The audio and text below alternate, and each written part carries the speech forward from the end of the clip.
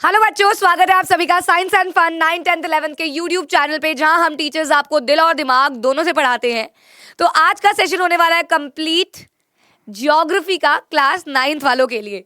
अब भैया आपकी भी तो एग्जाम है। कल मैंने सेशन डाला था कंप्लीट इको का, जिसको आपने बहुत सारा प्यार दिया। अब बारी है कंप्लीट ज्योग्राफी की।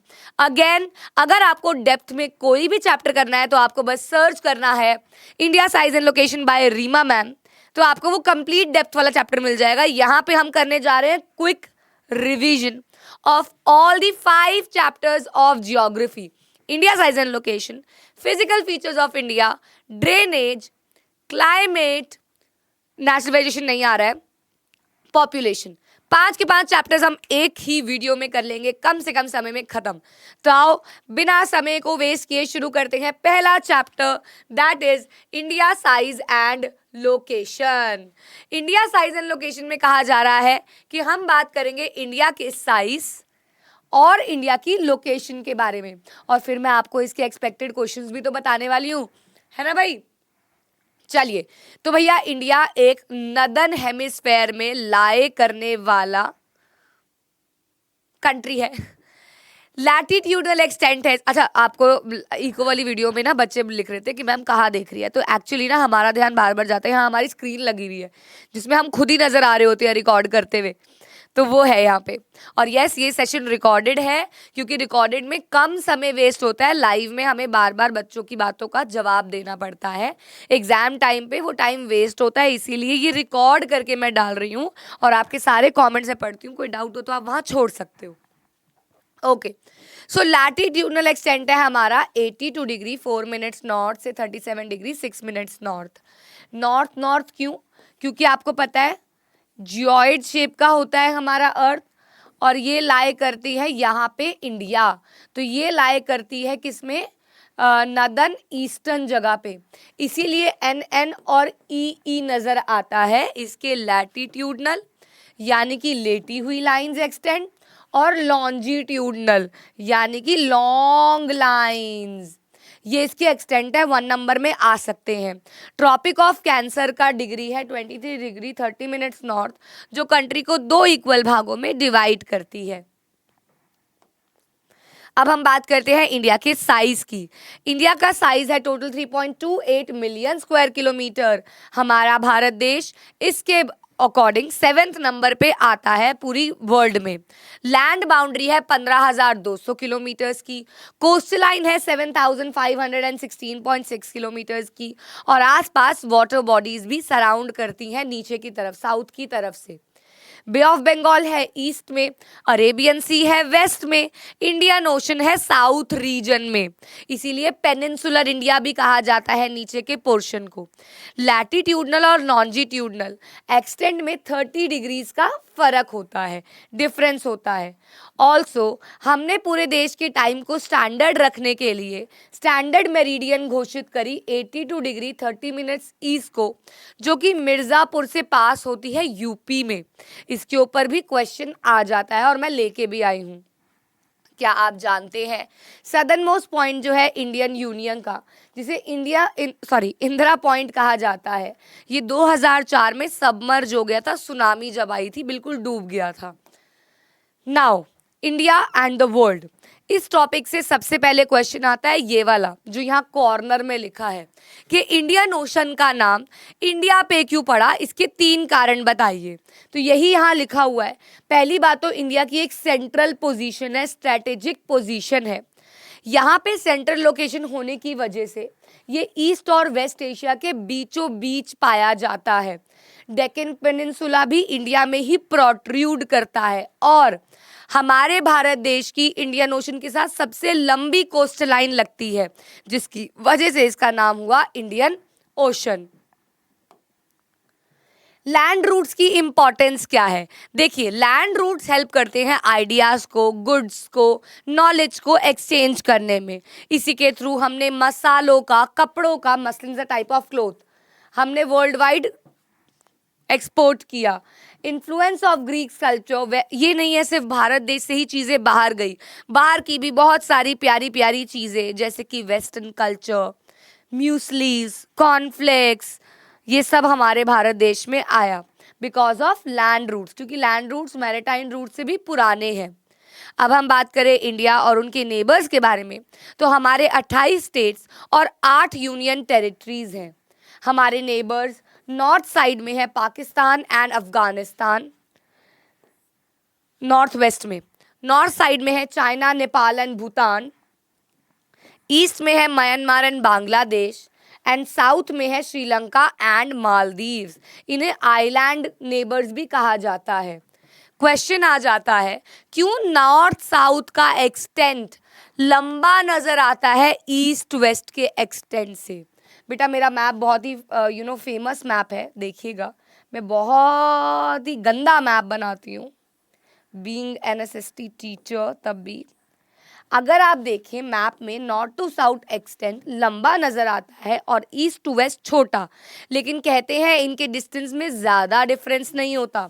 कारण क्या है? Distance between latitudes remain the same. हर जगह लैटिट्यूड सेम होते हैं। In other words we can say that ये जो चीज़ है ये अनचेंज्ड है। ये सिर्फ नज़र ऐसे आती है क्योंकि ये जो लैटिट्यूड्स होते हैं ये एक जगह पे मर्ज नहीं होते, बल्कि लॉन्जिट्यूड्स ऐसे मर्ज होते हैं। तो ये दबा हुआ नजर आता है और ये लंबा नजर आता है।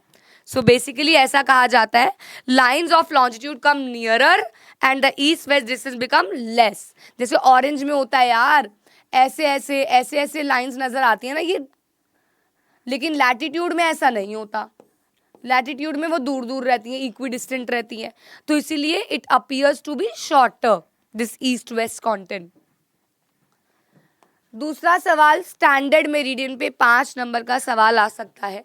देखिए इंडिया एक वास्ट कंट्री है, हर एक लॉन्जिट्यूड के बीच में 30 डिग्री का फर्क है। इससे 2 सवाल बनते हैं। एक तो वो नहीं है कि कन्याकुमारी और कश्मीर में 2 घंटे का डिफरेंस है, या गुजरात और अरुणाचल प्रदेश वाला आ जाता है। तो वहाँ पे अगर मैं बताऊँ तो दोनों में बच्चों आपका 4 मिनट्स का फर्क होता है, एक लॉन्जिट्यूड से दूसरे लॉन्जिट्यूड में। ये देखो ना, एक डिग्री में 4 मिनट्स का फर्क होता है। 30 डिग्री का डिफरेंस होता है इन जगहों में, तो टोटल हो गया 2 घंटे का। ये कैलकुलेशन है जिसकी वजह से 2 घंटे का गैप नजर आता है, लेकिन वॉचेस में सेम टाइम शो होता है। But the longitudinal difference causes variation, so the time difference between the easternmost and the westernmost longitudes of India should be quite large. But such a situation can cause inconvenience, जिसके लिए हमने बनाई standard meridian. इस time पे longitude accept किया गया across India में। तभी कोई भी समय लिखते हैं, सपोज 4 PM लिखते हैं, इसको लिखते हैं according to Indian standard time IST। ठीक है, क्लियर है? इस चैप्टर से मोस्ट एक्सपेक्टेड क्वेश्चंस क्या क्या हैं? सबसे पहला, explain about India's size and location. दूसरा, व्हाट इज स्टैंडर्ड मेरिडियन। जो पीछे था पूरा आपको 5 नंबर में ये एक्सप्लेन करना आ सकता है। What role does land routes played in connecting the world. तो यहाँ क्या क्या ट्रांसफर हुआ इसके ऊपर आ सकता है। ठीक है, चले आगे, चलिए चलिए चलिए चलिए, let's move forward to our second chapter, that is physical features of India. Physical features जैसे कि हम लड़कियों में देखते हैं सुंदर आंखें, प्यारे होठ, गोरे गाल, है ना भाई, तो वैसे ही फिजिकल फीचर्स हमारे भारत देश के भी हैं जो बाहर से लोगों को अट्रैक्ट करते हैं, अपने पास बुलाते हैं। आओ इन फिजिकल फीचर्स के बारे में बात करते हैं। सबसे पहले हमारे भारत देश में बहुत वेरिएशन के फिजिकल फीचर्स पाए जाते हैं। मेजरली हम 6 के बारे में बात करने वाले हैं। Himalayans, northern plains, peninsular plateaus, Indian desert, coastal plains and एक और क्या रह गया मुझसे, और कुछ रह गया? Himalayan mountain, northern plane, peninsular plateau, Indian delta, अच्छा आइलैंड्स। आइलैंड्स, इन 6 के बारे में हम एक एक करके बात करेंगे। अब सबसे पहले हम बात करते हैं हिमालयन माउंटेन्स के बारे में। तो हिमालयन माउंटेन्स आर बहुत पुराने and young and folded mountains इन्हें कहते हैं। इनके बीच में पाई जाती है 3 रेंजेस, जिसके बारे में आपको पता होना चाहिए। 3 stretch from river Indus to river Brahmaputra in their longitudinal extent. This can be divided into Himadri, Himachal and Shivalik. On the basis of regions, regions के बेसिस पे ऐसे में भी इनको डिवाइड किया गया है, ऐसे में भी डिवाइड किया गया है इनको। Punjab Himalayas, Himachal Himalayas, Kumaon Himalayas, Nepal Himalayas and Purvanchals. Purvanchals are basically इस रीजन के माउंटेन्स। तो क्वेश्चन इसमें या तो 3 रेंजेस पे आता है या पूर्वांचल्स पे आता है, या फिर पूर्वांचल्स पे आता है। पूर्वांचल्स क्या हो गए आपके? ईस्ट साइड के माउंटेन्स, ईस्ट साइड के। क्लियर? क्वेश्चन आंसर्स के लिए मैं आपको सलाह दूंगी, साइंस एंड फन की ऐप पे जाओ, 9th क्लास की ई बुक डाउनलोड कर लो। हर एक चैप्टर के नोट साथ में आपको क्या मिल जाएंगे? Question answers free.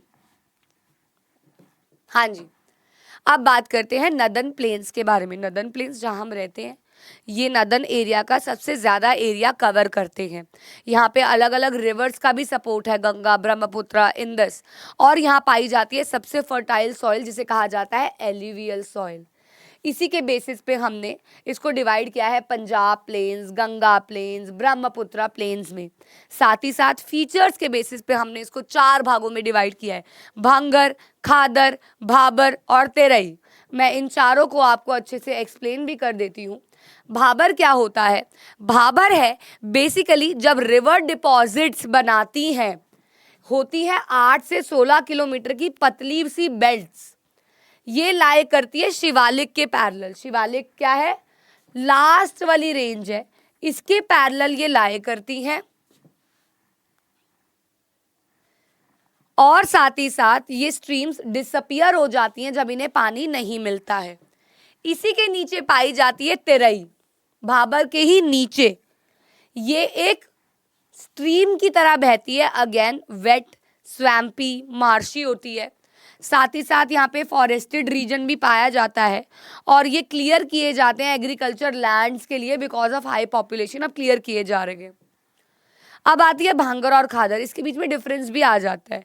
ये एलुवियल सॉइल के 2 टाइप्स हैं, एक है पुरानी, एक है नई। यहाँ पे पाए जाते हैं कंकड़ पत्थर, ये है फाइन पार्टिकल्स। ये थोड़ी लेस फर्टाइल है, ये मोर फर्टाइल है। ये रिवर के दूर पाई जाती है, रिवर के पास पाई जाती है। ये पूरा इसके अंदर डिफरेंशिएशन आप लिख सकते हैं भांगर और खादर में। अब बात करते हैं पेनिनसुलर प्लेट्यू के बारे में। प्लेट्यू क्या है? देखो यार, ये नीचे के रीजन में ये पूरा पोर्शन प्लेट्यूज का होता है। प्लेट्यूज का पेनिनसुलर क्यों कहते हैं? क्योंकि तीनों तरफ से पानी है, बे ऑफ बंगाल है, अरेबियन सी है, इंडियन ओशन है। यहाँ पाया जाता है प्लेट्यू रीजन। टेबल लैंड होती है, rich in minerals and resources. ये डिवाइड किया गया है central highlands, Deccan plateau and छोटा नागपुर प्लेट्यू, इसी का पार्ट माना जाता है। यहाँ पे 3 डिविजन्स हो जाती हैं ऐसे छोटी छोटी इसी के अंदर। अब आते हैं इंडियन डेजर्ट। इंडियन डेजर्ट पाया जाता है मोस्टली वेस्ट साइड पे, राजस्थान एरिया। सैंड ड्यून्स होते हैं, सैंड ड्यून्स का मतलब होता है मिट्टी के टीले, ये मिट्टी को इरोड होने नहीं देते हैं। साथ ही साथ यहाँ पे क्लाइमेट थोड़ा सा ड्राई रहता है, इसलिए यहाँ की वेजिटेशन थोड़ी कम और पॉपुलेशन भी थोड़ी कम पाई जाती है। कोस्टल प्लेन्स, कोस्टल प्लेन्स 2 तरीके से डिवाइड किए गए, western coastal plains and eastern. देखो अगेन कोस्टल प्लेन्स कौन से हो गए? ये वाला पोर्शन, क्योंकि कोस्ट से लड़ रहा है। कोस्टल एरिया मतलब क्या? समुद्र से जुड़ने वाला। तो ये कोस्टल रीजन हो गया। इसमें डिवाइड किया गया western and eastern coastal plane.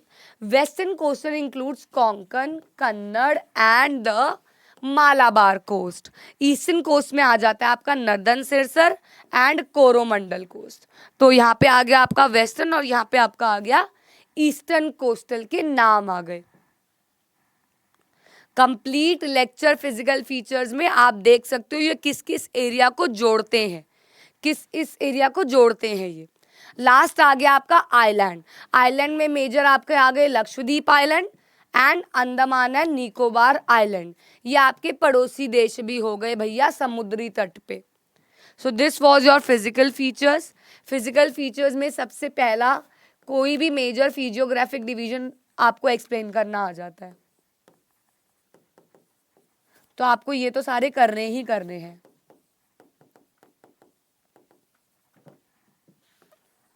दूसरा रेंजेस ऑफ हिमालयाज,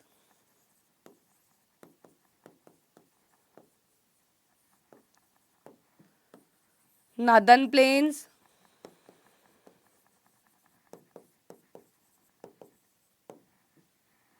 में स्पेशली भांगर खादर आ सकता है। Next is drainage chapter. Drainage chapter क्या है? ड्रेनेज मतलब क्या होता है? आपको ड्रेनेज से कोई सीवर याद आ रहा होगा, कोई नाली याद आ रही होगी, बट नहीं, यहाँ पे ड्रेनेज का मतलब ये ना हो के बल्कि जहां रिवर सिस्टम फॉल ऑफ होते हैं उसे कहा जाता है ड्रेनेज। तो drainage is basically river system in India. Drainage basin जहां पे रिवर्स जाके ड्रेन होती हैं। वाटर डिवाइड क्या होता है? वाटर डिवाइड एक एलिवेटेड एरिया होता है जो पानी को बांट देता है भागों में, इसे कहते हैं वाटर डिवाइड। फिर आता है रिवर सिस्टम। जितनी भी रिवर होती हैं साथ में उनकी ट्रिब्यूटरीज, देखो दो टर्म है, ट्रिब्यूटरी एंड डिस्ट्रीब्यूटरी। ट्रिब्यूटरी मतलब जो अलग अलग छोटी छोटी नदियां के रिवर में जुड़ रही हैं। डिस्ट्रीब्यूटरी मतलब जो एक नदी से निकल रही हैं, उसके पार्ट्स, वो डिस्ट्रीब्यूट हो रहे हैं जो, तो उसे रिवर सिस्टम कहा जाता है, river along with its tributaries. अब एक एक करके रिवर्स के बारे में बात करेंगे। सबसे पहले आ गया हिमालयन रिवर्स। ये होते हैं प्रीनियल। प्रीनियल मतलब बहते रहते हैं, इसमें स्नो पिघलती रहती है, पानी बहता रहता है। लॉन्ग कोर्स, लंबा रास्ता, काफ़ी सारी ट्रिब्यूटरीज, इंटेंसिव इरोजनल एक्टिविटी, तेज पानी बहते हुए जाता है और सैंड को, सॉइल को हटाता चला जाता है। बनाते हैं meanders and oxbow lakes. Oxbow lake कुछ इस प्रकार से दिखती हैं, ठीक है। Now river Indus. इंदस लाए करता है तिब्बत से, यानी कि आउट ऑफ इंडिया कह लो, चाइना तिब्बत से। इसकी ट्रिब्यूटरी है रावी, चिनाब, झेलम, सतलुज, बीस और मिथानकोट में आके ये जुड़ते हैं। इसकी लेंथ है 2900 किलोमीटर्स और ये one of the longest river भी कहा जाता है इसको। गंगा रिवर ओरिजिनेट होती है गंगोत्री ग्लेशियर से और इसे भागीरथी भी कहा जाता है। ये मिलती है अलकनंदा में और इसे यहाँ रिवर गंगा का नाम दिया जाता है। बहुत सारी ट्रिब्यूटरीज हैं, यमुना, घाघरा, गंडक, कोसी, और ये बांग्लादेश से फ्लो करते हुए यहाँ देखो ईस्टर्न साइड पे, मैप के ईस्टर्न साइड पे ये ब्रह्मपुत्र से भी मिलती है, जिस जगह को कहा जाता है मेघना। यानी कि गंगा रिवर और ब्रह्मपुत्र रिवर जहां मिलती है उसे क्या कहा जाता है? मेघना। साथ में बनाती है सुंदरबन डेल्टास। ब्रह्मपुत्र इंदस के साथ ही तिब्बत से निकलती है, इंदस से भी लंबी है, लेकिन आपको पता है ना इंदस पाकिस्तान चली गई थी जब बंटवारा हुआ। एंटर करती है इंडिया में घूम के अरुणाचल प्रदेश से।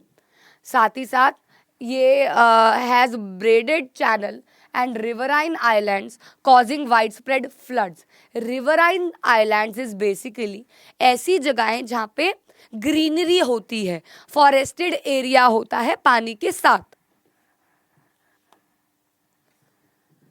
अब आते हैं peninsular river. Peninsular river seasonal in nature होते हैं।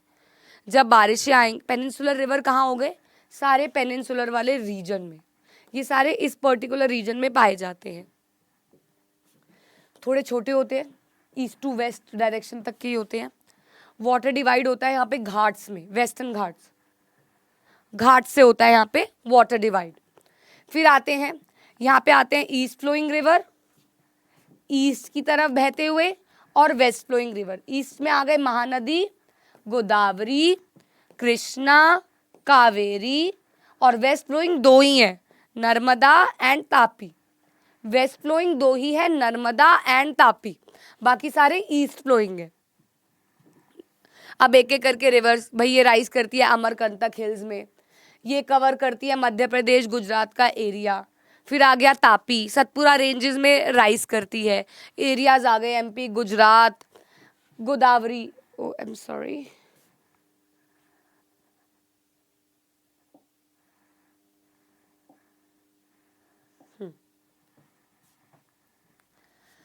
महाराष्ट्र, मध्य प्रदेश, उड़ीसा, और इसे दक्षिण गंगा भी कहा जाता है, दक्षिण गंगा, गोदावरी को।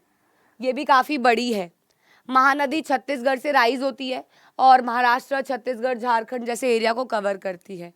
कृष्णा राइज करती है महाबलेश्वर से और एरिया कवर करती है महाराष्ट्र, कर्नाटका, आंध्र प्रदेश। आप देख लो सारे साउथ साइड के, north south, east south, south east, south west के एरियाज हैं। कावेरी राइज करती है ब्रह्मगिरी रेंज में, वेस्टर्न घाट्स में, एंड फ्लो करती है कर्नाटका, केरला और तमिलनाडु। अब आ गए लेक्स। लेक्स क्या है? लेक्स नेचुरल भी होती हैं, आर्टिफिशियल भी होती हैं, कुछ परमानेंट होती हैं, कुछ सीजनल होती हैं। ये बनती है ग्लेशियर से या फिर आर्टिफिशियल यानी कि ह्यूमन फैक्टर से। वुलर लेक एक फ्रेश वाटर लेक है। सांबर लेक एक सेमी एरिड रीजन में पाई जाती है और कुछ फॉर्म की जाती हैं कंस्ट्रक्शन ऑफ डैम से।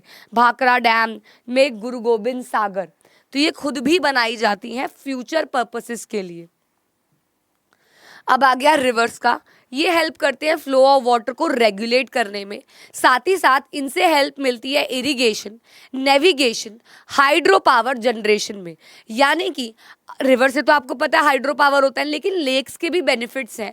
वो ये कि अगर पानी खत्म हो जाए तो आप लेक्स के पानी से भी वाटर लेके हाइड्रो इलेक्ट्रिसिटी जनरेट कर सकते हैं। क्लियर? अब रिवर में पॉल्यूशन भी है। जैसे जैसे पॉपुलेशन बढ़ रही है, अर्बनाइजेशन हो रही है, बहुत ज़्यादा गंदगी फैल रही है। कहाँ? पानी में, जिसकी वजह से हमें पॉल्यूशन कंट्रोल की ज़रूरत है। बस इस चैप्टर में मेजर यही है। रिवर पॉल्यूशन पे आ सकता है, क्यों फैल रहा है, कैसे ट्रीट करोगे। हिमालयन और पेनिनसुलर रीजन्स में रिवर्स में डिफरेंस आ सकता है।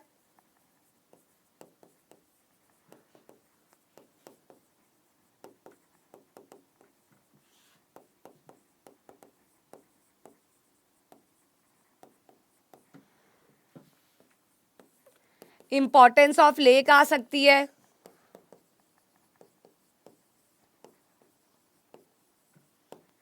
ये इसमें से कुछ इंपॉर्टेंट टॉपिक्स हैं। क्लियर? चले आगे नेक्स्ट चैप्टर की तरफ, जो कि है हमारा क्लाइमेट चैप्टर, जो बच्चों को बहुत ही डिफिकल्ट लगता है। मैं आपको पहले ही बता देती हूँ, इस चैप्टर में सबसे ज़्यादा इम्पॉर्टेंट जो है वो 2-3 चीज़ें ही हैं। अगर आप वो भी कर लोगे तो आपका काम बन गया। एक तो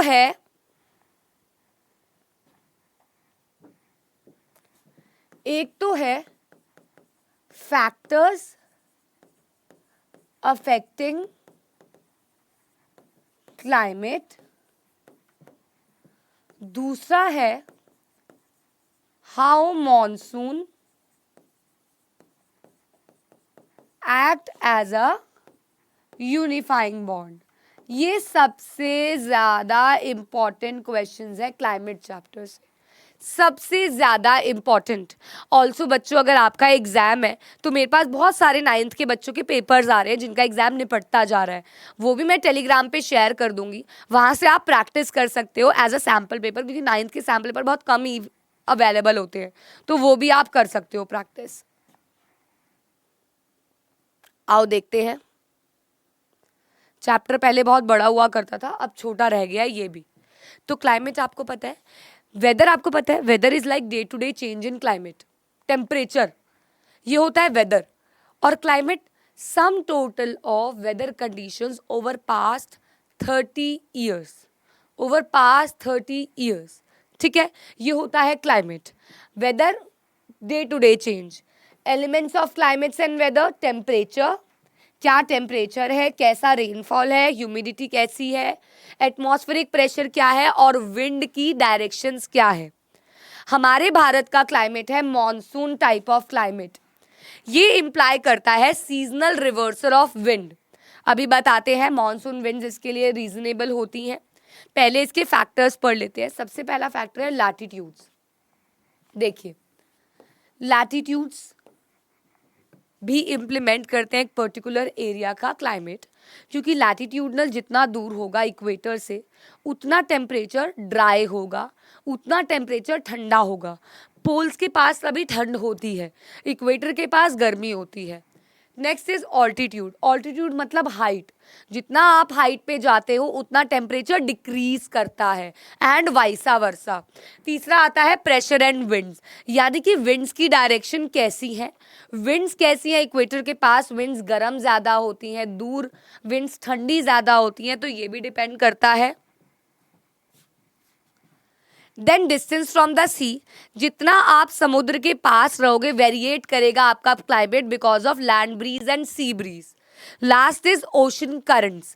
ओशन करंट्स इज बेसिकली क्या है, ये ऑनशोर विंड्स होती हैं, ओशन के टाइड्स की वजह से आती हैं, और ये भी एक पर्टिकुलर जगह के क्लाइमेट को अफेक्ट करती हैं। तो पहले क्वेश्चन का आंसर तो ये हो गया, और यही यहाँ पे लिखा हुआ है एक एक करके, latitude, altitude, pressure and winds, factors affecting the climate, और इंडिया के क्लाइमेट को भी वही सब अफेक्ट कर रहे हैं, latitude, altitude, pressure and winds. अब आ गए अलग अलग सीजन। सीजन को आप बना के भी लिख सकते हो यार, उसमें टेंशन नहीं लेनी। अगर कोई भी आ गया कोल्ड वेदर सीजन बता दो, ड्यूरेशन बता दो, नवंबर टू फरवरी, चलो भाई। Blowing from north east, trade winds from land to sea, dry season होता है। इसमें आती है विंटर रेन्स, जैसे कि जिसे कहा जाता है महावत, और स्नोफॉल भी अकर करती है बहुत सारे हिली एरियाज में भारत देश के। ये हवाएं आती हैं मेडिटेरियन सी से और वेस्टर्न एशिया से। Hot weather season March to May, ये उसका ड्यूरेशन है। इसमें चलती हैं बहुत ही गर्म हवाएं जिसे कहा जाता है लू। ये होती है हीट बेल्ट के, देखो यार सारा खेल हवाओं का है। इक्वेटर से गरम गरम हवाएं घूम रही हैं और ये क्रिएट कर रही है लू। साथ ही साथ इस सीजन में लू तो होती है, डस्ट स्टॉर्म भी होते हैं और लोकलाइज थंडर स्टॉर्म भी होते हैं, जिसे काल बैसाखी कहा जाता है। एंड ऑफ द सीजन में केरला और कर्नाटका में प्री मॉनसून शावर्स होते हैं, यानी कि मॉनसून आने से पहले शावर्स, जो हेल्प करते हैं आम को जल्दी राइपन अप होने में। इसलिए इनका नाम मैंगो शावर्स भी कहा गया है, mango showers. Rainy season, rainy season is basically monsoon season. यहाँ पे बेसिकली वेदर कंडीशन रिवर्स होता है। ये मॉनसून सीजन हमें बताता है समर जा रही हैं और अब विंटर्स आएंगी। बेसिकली यहाँ पे सबसे ज़्यादा जो बारिश होती है वो जगह है मैसेंड्राम। सबसे ज़्यादा हाईएस्ट रेनफॉल यहाँ होती है। साथ ही साथ ब्रेक्स इन मॉनसून का मतलब होता है, ये तो है नहीं लगातार 20 दिन बारिश होती रहती है, बीच बीच में रुकावटें आती हैं, इसे कहते हैं ब्रेक्स इन मॉनसून। अब आता है विड्रॉल ऑफ दिस सीजन, यानी कि अब जा रही है मॉनसून। मॉनसून अप्रॉक्सीमेटली अक्टूबर में जाती है बुक्स के तहत। क्लियर स्काई हो जाते हैं, टेम्परेचर फिर से बढ़ जाता है, डेज बहुत गर्म होते हैं, इसीलिए इस टाइम पे अक्टूबर हीट के नाम से जाना जाता है। शाम और रात ठंडी होनी शुरू हो जाती है इस टाइम पे, क्योंकि अब आने वाली होती है विंटर्स। इंडिया में 400 सेंटीमीटर रेनफॉल एनुअली देखी जाती है, लेकिन कुछ एरियाज है जैसे कि राजस्थान, गुजरात, पंजाब, हरियाणा, डेक्कन प्लेट्यू, इन सब में थोड़ी सी बारिशें कम भी देखी जाती है, वेरिएट करता है अलग अलग स्टेट्स में। Monsoon as a unifying bond, monsoon कैसे एक दूसरे को बांध के रखता है, यूनिफाई करके रखता है। तो कैसे करता है बच्चों, देखिए आप मुझे सिंपल सी, अभी पढ़ते नहीं है, अभी आपको बताते हैं सिर्फ। पहले के ज़माने में ना क्लॉक्स हुआ करती थी, ना ही हुआ करते थे कैलेंडर्स, तो मॉनसून हेल्प करता था कोई भी एक पर्टिकुलर फेस्टिवल मनाने में। कब फसलें उगानी है, कब फसलों को काटना है, ये सब मॉनसून की रिवर्सल से पता चलता था। इसीलिए मॉनसून बहुत जगहों के फार्मर्स और फेस्टिवल्स को बताता था कि अब ये समय आ चुका है, अब ये सीजन चल रहा है। इसीलिए it acts as a unifying bond, ये एक रिदमिक साइकिल बना के रखता है सीजन्स की, अनसर्टेनिटीज की एंड सर्टेनिटीज की। तो that's why it is known as a monsoon unifying bond. So all this in this chapter is very very important. Again, as the thumbnail suggests, this is the quickest revision I can give. ये वही देखे जिसने chapters पहले किए हुए हैं।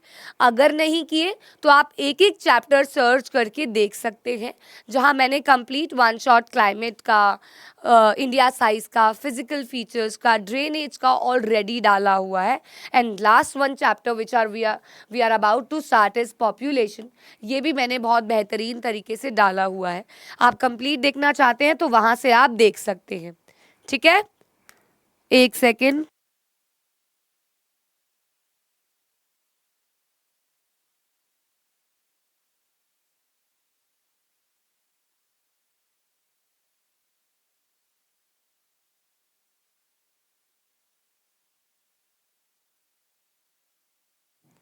हाँ जी भाई, अब आगे चलते हैं पॉपुलेशन में। पॉपुलेशन मतलब आबादी, निहायत ही आसान चैप्टर है ये, आसान चैप्टर। हमारी इंडिया की पॉपुलेशन है 1.21 बिलियन। मोस्ट पॉपुलस स्टेट्स है इसमें से उत्तर प्रदेश, जिसमें 199 मिलियन लोग पाए जाते हैं। लोएस्ट पॉपुलेशन स्टेट है सिक्किम, जहाँ है सिर्फ 0.6% मिलियन। फिर है लक्षद्वीप 64,429। इंडिया की पॉपुलेशन डेंसिटी देख लेते हैं, इसका मतलब है पर स्क्वायर किलोमीटर में कितने लोग पाए जाते हैं। ये भी बेटा वैरी करता है, जहाँ पॉपुलेशन ज़्यादा होगी वहाँ लोग क्लोजली रहेंगे, जहाँ पॉपुलेशन कम होगी वहाँ लोग दूर दूर रहेंगे। सो बेसिकली 2011 के वर्ष में इंडिया में 382 पर स्क्वायर किलोमीटर की डेंसिटी थी। ये 2011 का ही डेटा आपके एनसीईआरटी में भी दिया हुआ है, अभी अपडेट 2021 का नहीं हुआ है। State with highest density was Bihar, 1102% रहते हैं पर स्क्वायर किलोमीटर में। और लोएस्ट डेंसिटी है अरुणाचल प्रदेश की, जिसमें मात्र 17 लोग रहते हैं पर स्क्वायर किलोमीटर्स में। क्या क्या फैक्टर्स अफेक्ट करते हैं? क्लाइमेटिक फैक्टर्स, वहां पे टेरेन कैसा है, साथ ही साथ सॉइल कितनी फर्टाइल है। जैसे नॉर्दर्न प्लेन्स काफी फर्टाइल है तो वहां लोग ज्यादा पाए जाएंगे। आप भी कहाँ रहोगे? जहां फैसिलिटीज होंगी। अब आता है पॉपुलेशन ग्रोथ। देखिए बच्चों, पॉपुलेशन ग्रोथ और पॉपुलेशन चेंज, ये दो फैक्टर्स होते हैं। पॉपुलेशन ग्रोथ का मतलब होता है एक स्पेसिफिक टाइम में कितनी पॉपुलेशन ग्रो करी, और पॉपुलेशन ग्रो कब करेगी? जब लोग पैदा होंगे, यानी कि बर्थ रेट डिसाइड करेगा, या फिर लोग इंटरनली माइग्रेट करेंगे, बाहर से माइग्रेट करके आएंगे। ये चेंज एक्सप्रेस किया जाता है नंबर्स में, और हर साल ये चेंज होता है। कैसे किया जाता है? पुराने साल की पॉपुलेशन, नए साल की पॉपुलेशन, दोनों को माइनस कर दो, पॉपुलेशन चेंज आ जाएगा। तो चेंज इन पॉपुलेशन के, अब चेंज मतलब कम भी हो सकती है, बढ़ भी सकती है। तो यहाँ तीन फैक्टर्स आ गए, birth rate, death rate, migration. Birth rate, कितने लोग पैदा हो रहे हैं पर ईयर, कितने लोग मर रहे हैं per year is death rate, कितने लोग माइग्रेट हो रहे हैं। माइग्रेट भी दो तरीके की होती है migration, immigration and emigration. Immigration is state to state, जिसपे कंट्री की पॉपुलेशन पे कोई फर्क नहीं पड़ता है।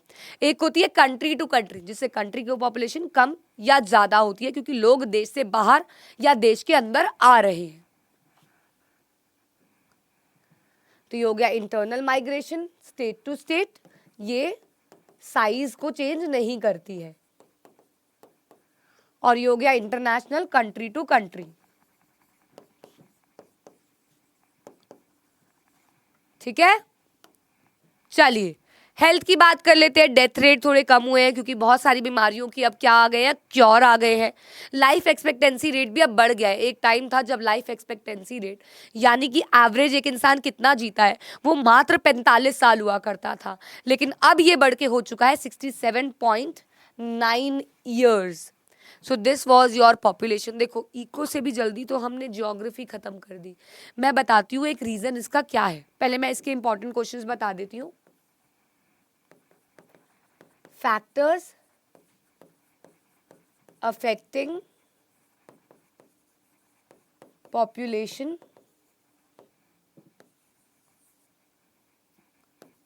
माइग्रेशन की डेफिनेशन और इसके टाइप्स,